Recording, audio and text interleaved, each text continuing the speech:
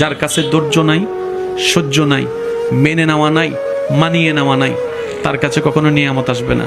এই ক্ষেত্রে আমাদের অনেকের মনের একটা চাপা প্রশ্ন থাকে, জানতে চাওয়া যে ধৈর্য তো অনেক ধরেছি, আর কত ধৈর্য ধরবো, সহ্য তো অনেক করেছি, আর কত সহ্য করব।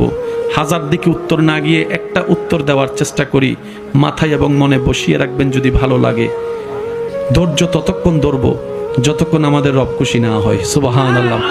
যতক্ষণ রব খুশি না হবে ততক্ষণ ধৈর্য, ততদিন ধৈর্য, তত মাস ধৈর্য, তত বছর ধৈর্য।